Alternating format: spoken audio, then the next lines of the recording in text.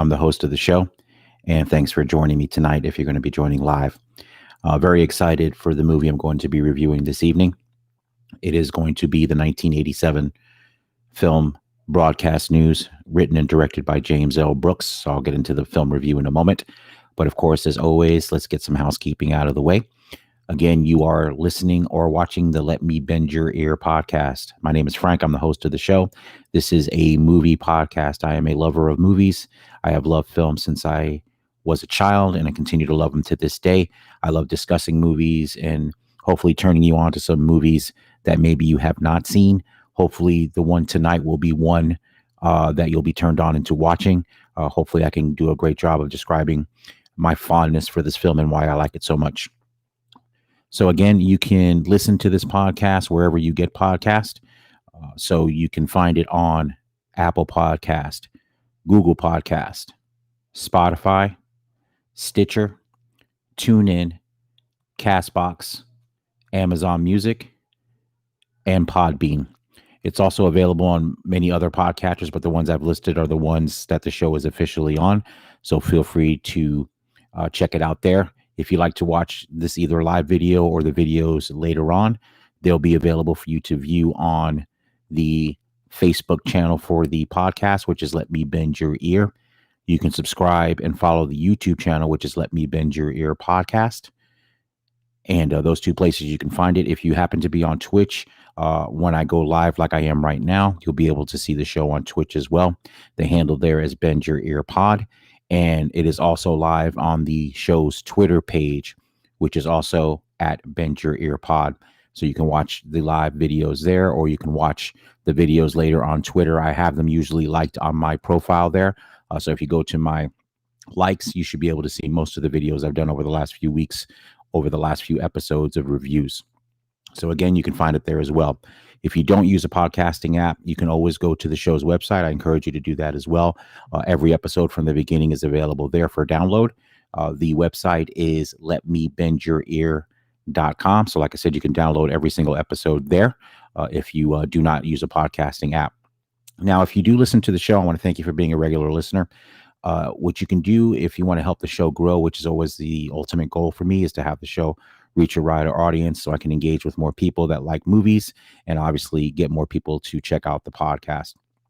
If you do listen specifically on Google Podcasts or whatever podcasting app you use, you do have the ability to rate and review. So if you can rate it 5 stars if you really like it and review it. The reason that this is very important and an easy way to help the show out is the more ratings and review a show receives, the higher the show will show up in search engines. So if somebody's looking for a new movie podcast, they're out of the ones they're listening to, or they don't have any new episodes, and they search for it. The more ratings and review the show can get, or any show can get, the higher in the search results it'll come. So if you can do that, that would be fantastic. The other thing you can do that's really simple, I do interact a lot on Twitter. If you do see my posts for new episodes or even just general posts that I post on the podcast Twitter feed, if you can share those, retweet those, like those, that'd be really great. And that would really help the show out as well.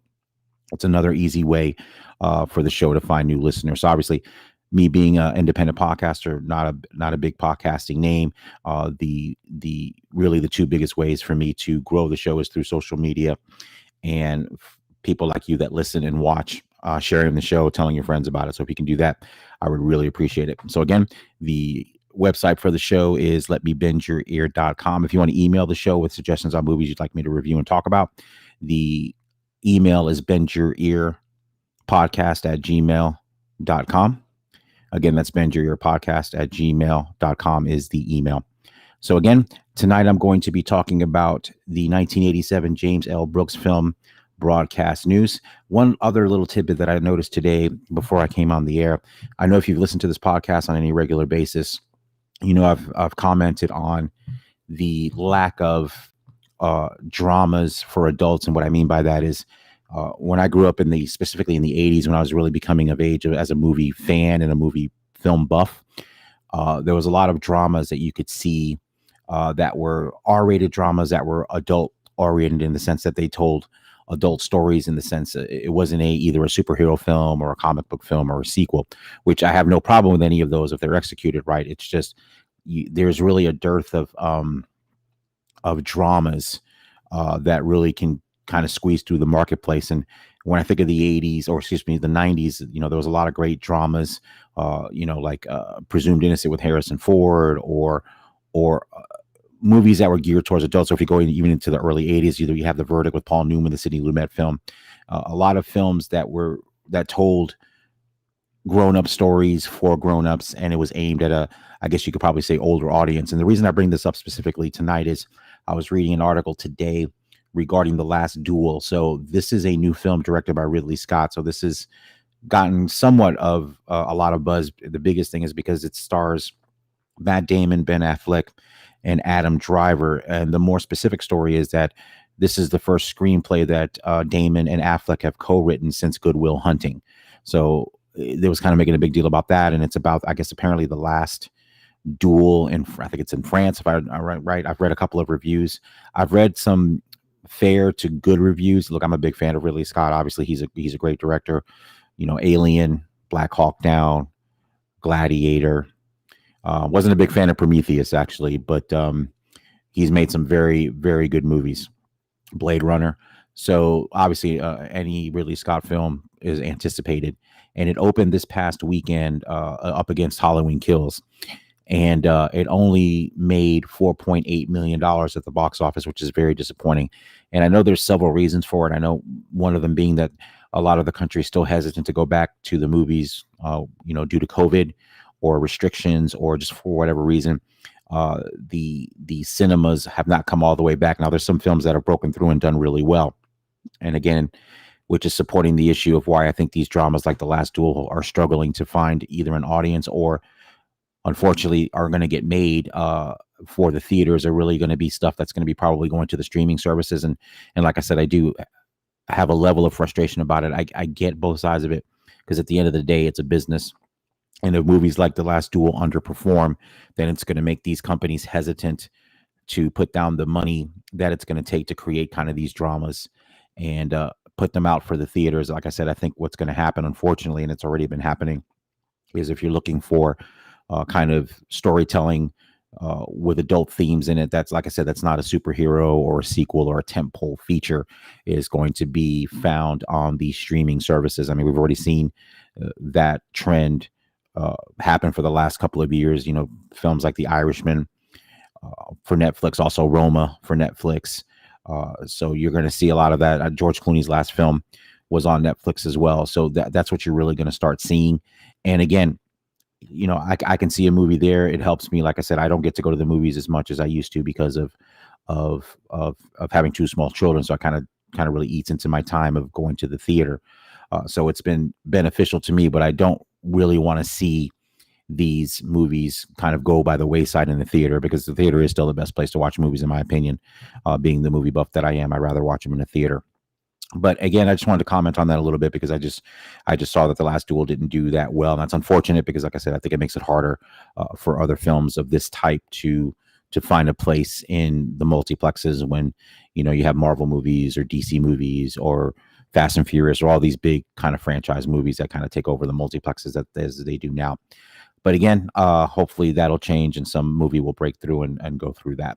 So if you're watching live now, thank you for doing so. I have already put the link in the window here so you can see it here on the screen. If at any time you want to join the show, I'm only going to mention it once this time. I won't revisit it. We'll just go right into the show. If you want to join, just click on the link that's right there. You can copy and paste it into your browser. Again, it's super easy to come on. You don't need anything other than a web browser. You click that link into the browser. You click on it. I'll know that you're there, and I will introduce you and bring you on. And we can do it one of three ways. We can do it with video and audio, if you'd like, or just audio if you're not comfortable coming on the video with me, or if you want to put a question in the chat. If you don't want to do audio or video, you can put a question in the chat. I've got the chat window open here, so I'll see your question as well. And if you want to ask me a question, if you want to discuss the movie I'm going to review, or if you want to discuss anything about movies at all. So if you do chat me a question or come on live with me, we can discuss the movie that I'm reviewing, or it's really open forum if you want to talk about anything else. So again, I encourage you to come on. The link will be on the entire time this episode is airing, so I won't mention it again. So you'll see the link there. If you want to join, please feel free to do so. I would appreciate it and would welcome you to come on. All right, so let's get into the review. So today I am going to be reviewing Broadcast News. Now, this film was written and directed by James L. Brooks. If you're somewhat of a movie fan, if you're a hardcore movie fan, you know who he is, or actually even a hardcore television fan. If not, let me give you a little background. So James L. Brooks is a writer, director. He made his start in television in the late 60s and into the 70s. And you may not know his name, but I can guarantee you, if you are a fan of television, you do know his work. He created, co-created, and wrote the Mary Tyler Moore Show, which of course was one of the standout hit shows of the 1970s. I think it ran for 7 seasons, I believe. Obviously, classic comedy with Mary Tyler Moore and Gavin MacLeod, Ted Knight, Betty White, Valerie Harper as Rhoda, Cloris Leachman. Just a great show, hilarious show, ensemble comedy. And he also co-created and wrote one of my favorite shows of the late 70s and early 80s. So when I started watching TV, which was Taxi. So Taxi, of course, starred Judd Hirsch, Mary Lou Henner, Tony Danza, Christopher Lloyd, Andy Kaufman for a short period of time. And of course, the breakthrough role for Danny DeVito on that show, which was a fantastic comedy. And as you go through his career, and I'll stick with television before we get into his film career with James L. Brooks, he went on to become an executive producer on The Simpsons, which of course has now been on past 30 seasons. So he's been involved in that. So as he was working in television, he segued into features, and his first film, and I will review this movie on another episode, was in 1983, the film Terms of Endearment, which won multiple Oscars. It starred Deborah Winger, Shirley MacLaine, Jack Nicholson, and Jeff Daniels in one of his early roles. A phenomenal movie. And I won't tell you so much about that. I'll definitely review that on another episode. But that was his first movie, and was critically acclaimed, and he came out as a director as gangbusters. So Broadcast News came out 4 years later in 1987. So it was his second feature that he wrote and directed.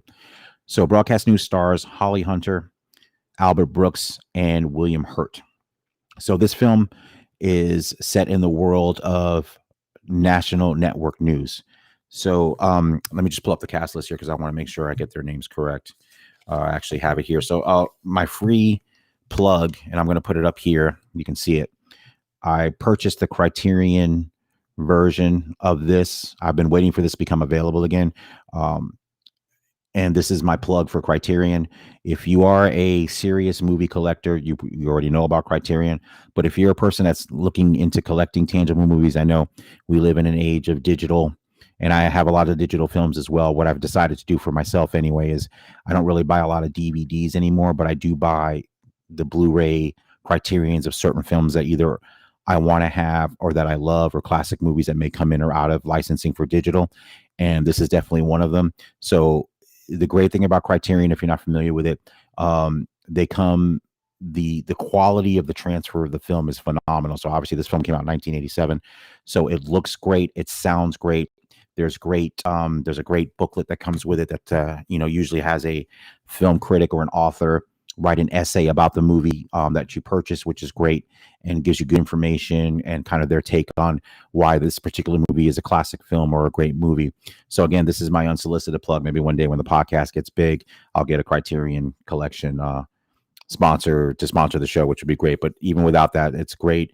If there's movies that you love on Criterion, definitely check it out. I know they have a channel where you can watch them streaming, but definitely purchase the Blu-rays if you want to have tangible copies of really classic movies. I know they're actually going to finally put out Citizen Kane on Criterion, so I'll definitely be getting that. That's, of course, one of my favorite movies of all time, and I'll definitely be purchasing that when it comes out.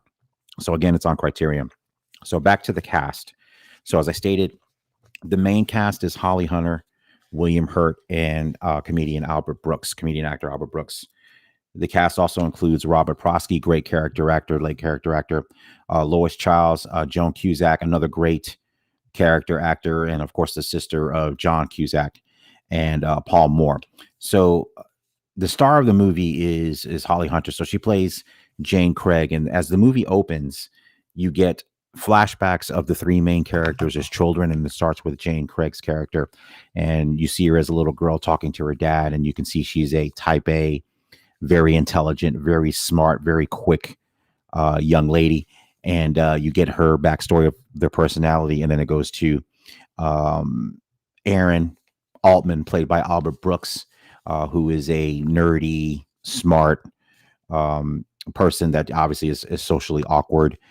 They show him in basically being bullied in grammar school, and then you end with William Hurt playing Tom Grunick, and his opening scene when he's a little kid is kind of funny because they set him up.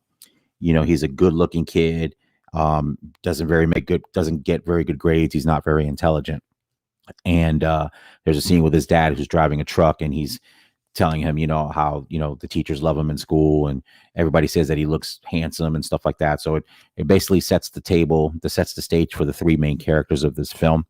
So the film flashes forward to the present. And so Jane is a producer for network news. She's based out of DC. And as the movie opens, they are talking about stories and kind of, it really goes behind the scenes in the network newsroom. So I know James L. Brooks had background as I believe a producer in television news, because if you go back to the Mary Tyler Moore Show, which he created and produced, that was a backstage basically news comedy as well, because obviously Mary was working at a news station, and it was kind of the behind the scenes. So broadcast news is kind of an offshoot of that, just obviously on a bigger scale, telling a bigger story. And Aaron, played by Albert Brooks, is, like I said, is a hard-nosed reporter, very skilled at what he does. He's a fantastic writer, and he's looking for more, though he's ambitious. He wants to become an anchor, but unfortunately, his skill set doesn't really lend itself to the anchor chair. He writes beautiful prose for the anchors to read, and he writes his own stuff well and does his own field reporting beautifully, but he just unfortunately doesn't have that skill. And again, as the movie opens, we see Jane at a convention, kind of a convention, speaking about the threat to network news with and this is one of the things that's prescient about broadcast news. And I'll get into it when I kind of wrap up my review and why I love this film so much.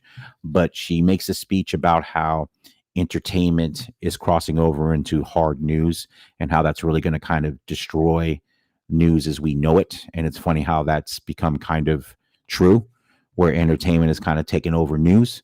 So just to have that back in 1987, I think was pretty prescient and ended up being very true.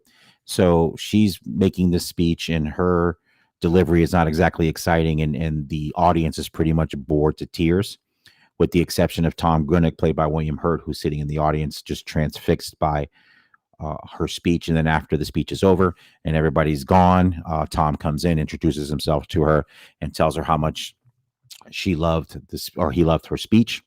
So they go out for a drink, and it looks like it's headed towards a one-night stand. And then one of the many great scenes in the movie, and I'll quote some of the great scenes in this movie, and believe me, I'll give you a couple. There's so many others that believe me, there's no spoilers I'm going to be giving. But after they go have a drink or two, she invites him back to her place, and it appears that she's getting ready to have a one-night stand with him. She's looking forward to doing it. And then they go into a conversation where Tom starts to talk about how he's struggling because he's not that smart, and that he wants to do, he doesn't know what to do. They keep giving him these great jobs because he's good looking in front of the camera. He can read the teleprompter, and he's basically given kind of a woe is me and then Jane calls him out and says, I don't want to hear it. If you want to get better, do the work. Stop complaining about how great you have it, and become a better reporter. So basically throws a wet blanket on the whole one night stand, and he leaves. So of course she's frustrated with herself, and how that basically just blew that one night stand. And one of the great things about this film, and what a great writer James L. Brooks is there's several scenes in the movie where Jane's character just starts crying out of the blue. She's just sitting there and then just starts weeping. And I think in a lesser film that wasn't as well written, I think some people would take that as a sexist portrayal of a woman that, all women cry when they get emotional. And it's really not done that way. It's kind of beautifully done because she's so focused on what she does and she's so good at what she does, and is probably the best at what she does. And when you see her do this, it literally comes off as kind of a cathartic way for her to kind of cope. It's a coping mechanism. It never signaled to me, even when I saw the movie back in 1987, it never signaled to me a sign of weakness or a sign of it being a male director portraying a female as someone that's just emotional and cries. And actually, she's quite the opposite. Actually, her emotions are always kept in check. And I think these are the few times that they come out randomly, because naturally when you have stuff bottled up, it comes out in some kind of way. So again, it was just beautifully done, how just things like that, and just the characters are all well drawn out. As far as Albert Brooks as Aaron Altman, he's fantastic. Look, I'm a big fan of Albert Brooks anyway. One of his films, Defending Your Life, is one of my favorites, and I'll review that for another episode as well. I think he's super talented, super great writer, super great director, and really good actor here. I don't know if he's ever been better than in this movie. He's phenomenal in this film as Aaron Altman, and William Hurt is also phenomenal as Tom Grunick. He plays the kind of the dim bulb, good looking anchor that kind of just breezes into upward trajectory in his career. So that's basically the setup of the film. And one of the things that's beautiful about broadcast news, and this is again a testament to the writing and directing skill of James L. Brooks, and you see it in all of his work, but in this movie specifically, this is almost three different movies. And a lot of times when a movie has three different not tones, but three different specific ways it goes, that usually means it's not a very good movie. That means it's disjointed, or there's a lack of focus. But in this case, for me anyway, especially when I rewatched it, broadcast news is three things to me. It's a romantic comedy, a straight up comedy, and a drama. There are very strong elements of all three of those in this movie, and they're all executed beautifully. There's no wild swings in tones. It's so beautifully written, and the characters are so drawn out so well, written so well. And again, like in any well-written movie, this movie has a deep well of characters. So like even characters that you barely see in the movie are well done, well acted. The scenes are well written. So when you have a fourth, fifth, and sixth character in a movie that gets your attention because of the great writing and the actor that's portraying it, that just is a testament to how great this movie is. And you have characters all the way down the line, from the lead three actors to the supporting actors. Like I said, you have Robert Prosky, and I didn't even mention you get the uncredited Jack Nicholson in the film as the main anchor in New York. So he's in it as well. Obviously, following up his turn with James L. Brooks in Terms of Endearment, which he won a Best Supporting Actor Oscar for, deservedly so, playing the astronaut. But he's here in this movie in an uncredited small role as the network anchor. And the few scenes that he's in, of course, he's fantastic because he's Jack Nicholson. But there is some brutally funny lines in the movie. There's another great scene where Jane decides to make a last minute edit and add a little video piece that cuts to a Norman Rockwell painting that's similar to the last scene of the story that they're reporting on a veteran returning home. And the mad dash that Joan Cusack runs through the studio to get the tape into the tape machine, get it edited before, and get it to New York so it's ready live at the end of that story. Just stuff like that. That's hilarious. It's behind the scenes newsroom stuff. It's hilarious stuff. It's dramatic stuff. As the movie progresses, you start to find out about, and this is what was happening in the late 80s in the news industry. Budgets were being cut as the entertainment news was becoming more popular, and newsrooms were getting downsized, and very talented people were let go. And you see that portrayed in this movie as well. And that's really a lot of the more heavy dramatic stuff. And then the romantic comedy aspect of it is you have a triangle. You have Jane, who's both attracted to Tom and kind of repulsed by Tom, because basically Tom is an embodiment of everything that she's rejecting. Everything that she sees is happening that's bad in news. It's just, vapid, no substance, no intelligence, no caring for what the news is. And Aaron, who of course is in agreement with Jane, of course, Aaron is basically in love with Jane, but Jane doesn't reciprocate that back to him. They're close friends. They're very close. And so that you have that kind of that triangle there. And of course, obviously he has issues with Tom. And when he sees Tom and Jane have this attraction to each other, of course, he's not happy about that either. And again, the romantic comedy angle is presented in a and I'm not a fan of romantic comedies. If you listen to this podcast, I'm not really a big fan of romantic comedies at all. There are very few that are well executed. And in here, everything seems it's grounded in reality. So the romantic subplot is grounded in reality. It's well executed. There's nothing contrived about it at all. So again, that's what I'm saying. This film is a very rare movie that it pulls off three different genres and all of them beautifully. Again, a heavy drama, a romantic comedy, and a straight up comedy. Because there's some, like I said, there's some lunacy in it. There's some very heartfelt moments in it as well, and there's some really serious drama. All three of these elements are in this film, and that's why this film is fantastic. And again, on the rewatch, because I always, there's always a concern when you haven't seen a movie in a long time, and I haven't seen Broadcast News. I think actually, I was working at the movie theater when this came out in 1987, so I think I saw it. I saw it in the movies, and I think I saw it twice in the movies, and then maybe I've seen it once since then, either rented it or something.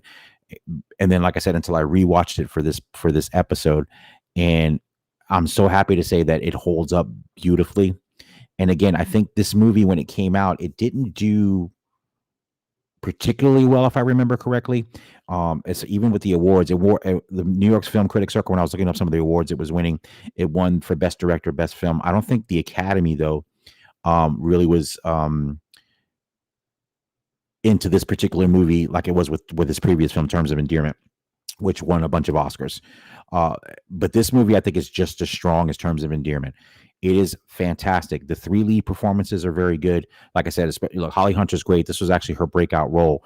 And it's funny, it's one of those Hollywood stories. Deborah Winger, who starred in Brooks's previous film, Terms of Endearment, was actually going to play Jane, but she got pregnant, so she wasn't able to do the movie. So then Holly Hunter ended up stepping in, and I can't imagine anybody else other than Holly Hunter playing this character. So Holly Hunter is great. As I said before, Albert Brooks as Aaron Altman is fantastic as well.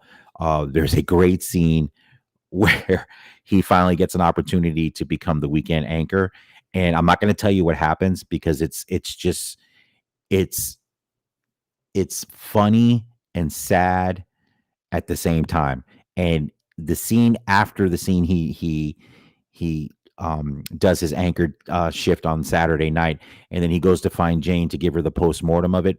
That's one of the best scenes in the movie too. Just the way he encapsulates everything that happened during that broadcast. And like I said, I'm not going to tell you what happens because you have to watch it. So that scene and the scene after that, when he tells her what happens, is just phenomenal acting, phenomenal writing, and it kind of leads into the third act of the movie.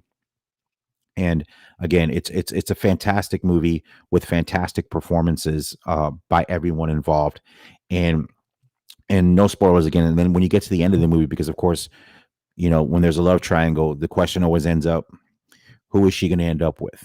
Is she going to end up with Tom? Is there any hope with Aaron and her? It's almost irrelevant, but you'll see what happens at the end of the movie. And I think the end of the movie is true to the characters and is the way it should end. And I'll leave it at that. But again, just like everything else in the movie, there's not a false note in the movie. Usually when I do these reviews, I tell you what I like and I tell you what I don't like. So I've basically given you everything I like. As far as anything I don't like, there's nothing that I don't like. There's nothing in this film that I had a problem with. There's nothing that I thought needed to be changed. It's a perfect movie in that sense. There is a scene, I will say, a little spoiler that, and this is what I love about well-written movies. This didn't even have to be in the movie. It doesn't move the plot along. It doesn't do anything but just provide a moment of just hilarity. There's two songwriters that pop in the middle of this madness in the newsroom, and they're pitching a new news theme for the news. So they've got, it's two guys. One's got a keyboard, the other guy's trying to say the notes. You'll love that scene as well, because when they do what they composed as the song, it's just, you could see it totally being a new song, and it's just the way it's done is so funny. And it's a scene that's laugh out loud funny, that has nothing to do with the plot, that doesn't advance any kind of plot in any way, but it's just a scene that's put in there to show, again, kind of the realistic background of what goes on in a newsroom, and it's just funny. And that's what I'm saying. A well-written movie can just throw stuff in there like that has nothing to do with advancing the plot, and still be something that you remember because it was funny. And that's what's so great about this movie. And as I stated at the top of the podcast, there's so few movies now that you get to see in theaters that are adult driven, R-rated dramas that tell adult stories about real people doing stuff that's not, flying in the air or superhero stuff. Again, nothing against those movies. I'm the first one to go see a Marvel film, but it's great to kind of see adult dramas. And this is one of those that represented. And like I said, when I saw it in 1987, I loved it. When I rewatched it again, I loved it just as much. So obviously, based on this review here, going into my Van Goghs, I'm giving James L. Brooks's Broadcast News 5 Van Goghs out of 5. Again, I highly recommend this movie. Again, I'll pop this up again. Second plug for Criterion. It's available on Criterion Blu-ray. I'm sure you can rent it on Amazon. If you're not going to buy a copy, you can rent it on Amazon or wherever you get video on demand. But if you have not seen this film, especially if you've seen Terms of Endearment or any of his other films, I didn't even mention his 1997 film, As Good as It Gets, also starring Jack Nicholson, who won another Best Actor Oscar for that film, him and Helen Hunt, which is another really good movie as well. So James L. Brooks, super talented, super great writer. And this is just a great film. And like I said, I think Broadcast News is one of these movies that I think a lot of people don't know about, unless you're a really hardcore movie buff or a really hardcore fan of James L. Brooks or any of the actors involved, William Hurt, Holly Hunter, and Albert Brooks. But again, if you haven't seen this movie, I highly recommend it. You will enjoy it. It's got something for everybody. And don't let the fact that it's about the news scare you off. It's a great comedy, and it's very funny, and there's some great dramatic moments. And like I said, it's a good romantic comedy too. It's all three of those things rolled in one. It's very rare that you get a movie that pulls off three things that beautifully. So I would highly recommend it. And if you haven't seen it in a long time, I would rewatch it. Like I said, on my rewatch, it's been, like I said, probably 25 years since I've seen it. And when I rewatched it last week, it was just as phenomenal as I remembered it before. So again, I'm giving Broadcast News 5 Van Goghs out of 5. So I appreciate you listening to the show. If you're going to watch the show now or watch it later, thank you. Again, you can find the show wherever you get audio podcast. You can get it on Google Podcasts, Apple Podcasts, Spotify, Stitcher, TuneIn, CastBox, Amazon Music, and Podbean. So you can find it there. You can always download every episode of the show, whatever you'd like to listen to, on the show's website. That's letmebendyourear.com. The email for the show is bendyourearpodcast@gmail.com. You can watch these videos that I record for each episode on the YouTube channel. Please subscribe there. It's Let Me Bend Your Ear Podcast. You can also like the Facebook page where the videos are there as well. That is going to be found under Let Me Bend Your Ear. The Twitter page for the podcast is @BendYourEarPod. The videos are also there. If you want to watch it on Twitter, that's fine as well. And if you have Twitch, you can watch the live episodes as I record them. They're not there archived, but you can watch it. If you happen to be on Twitch while I'm on live, you'll get a notification if you follow the show. That's @BendYourEarPod as well. And again, if you like the show and want to help get a bigger audience, please rate and review on any podcasting app that you listen to the show on. And also share my post if you can on Twitter. That's where I interact the most. I'm also on Instagram @BendYourEarPod, but I really interact the most probably on Twitter. So if you follow me there, I'll follow you back. If you see my post on new episodes like this one, if you could share it and like it, that would be fantastic, and I would really appreciate it. So again, this is the Let Me Bend Your Ear podcast, a movie podcast by a movie lover. And I'm very excited to announce, I'm going to plug my next episode that's going to be recording soon. It is my 3rd annual Halloween special. So if you're not familiar with the Halloween specials, I've done 2 so far. My co-host for that episode is Neve from the United Kingdom. She is a author, and she writes the Crime in My Pocket blog. So definitely check out her blog if you are into true crime. She's a very good writer. She researches these crimes and has a very easygoing writing style. It's very easy to read her her blogs of these cases, and they're very fascinating. So if you do have any interest in true crime, definitely check her out. You can follow her at Crime in My Pocket. She is going to co-host with me. Neve is also a super, super horror movie fan. So for me, the horror movie genre, I do like some horror movies. I'm not a horror movie buff, but when I decided to do these Halloween specials, I reached out to her because I'm like, it'll be fun to do it with someone that's a hardcore horror fan. So it's been some of my most popular episodes. So the third annual one is going to be the next episode after this one. We are going to be reviewing two movies. We're going to be reviewing the new movie Halloween Kills, and as per tradition, the second movie we're going to be reviewing is coincidentally a John Carpenter movie, even though obviously John Carpenter doesn't direct this version of Halloween. He's I think an executive producer, so he's got his name on it, at least in the executive producer role in these new three films that are coming out. I know Halloween Kills is out now, and then Halloween Ends I think is coming out next year. But we're going to be reviewing Halloween Kills, and then we're going to be reviewing an older John Carpenter film. I'm not going to say right now. I'm going to surprise you. You'll know when the show comes out, or if you watch it live when we record. It's going to be an early morning Eastern time, I think on Sunday around 7:00 in the morning, because obviously with her being in the UK, she's a little bit ahead. So it'll be an early morning if you want to jump on. So then you'll find out which other movie you're going to be reviewing. So it'll be Halloween Kills and another film directed by John Carpenter. So I am very much looking forward to that episode. Like I said, it's one of my most popular downloaded episodes. So looking forward to doing this annual episode that we do. So again, thank you for listening to Let Me Bend Your Ear podcast. Again, my name is Frank. I'm the host of the show. I hope you enjoyed it. If you have friends or family that would love a new movie podcast, please recommend this one. I would appreciate it. And again, if you want to email the show, it's bendyourearpodcast@gmail.com.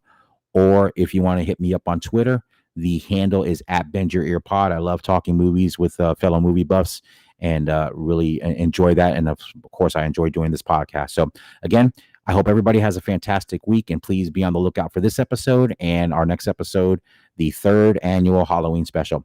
Everybody have a fantastic week. Take care.